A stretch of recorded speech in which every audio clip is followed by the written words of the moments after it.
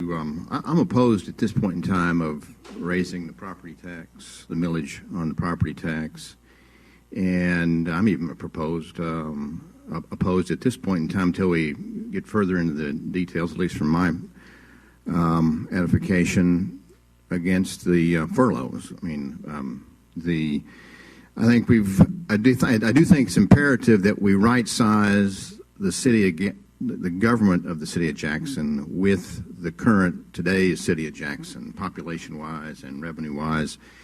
And I think actually if we're going to right-size it, it probably means layoffs rather than furloughs. That's just my way of looking at it, because I think we need to get it right-sized where it stays the right size versus the size of the city of Jackson right now.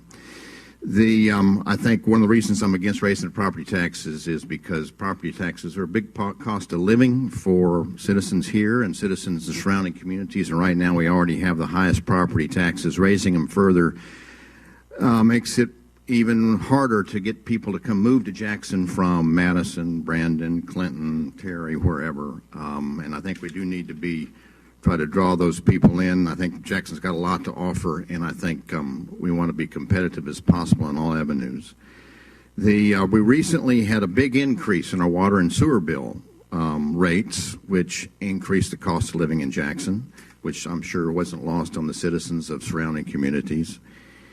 And interestingly enough, as a result, with the last week when the Public Works Department presented to us, we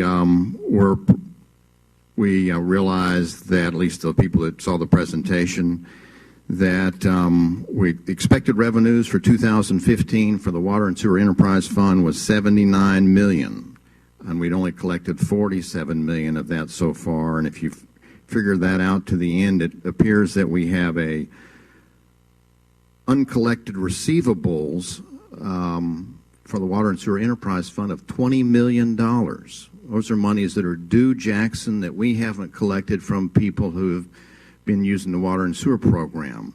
Before we raise any taxes, before we furlough any people, I think it's imperative that we go out and collect those funds. That's part of managing an enterprise, whether it be a public enterprise or a business.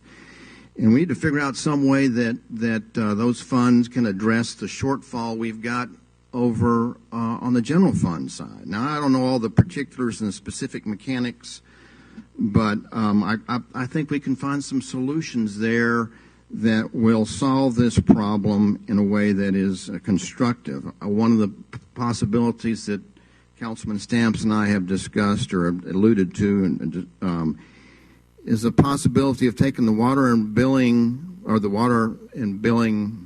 sewer billing operations and putting them under the Jackson Police Department. Let them do the collections for us. If we're unsuccessful in collecting $20 million, I got to believe that Chief Vance can find a way to collect some of that money. That may sound like a radical idea, but when you get in a situation like this, you got to look at all the potential ideas.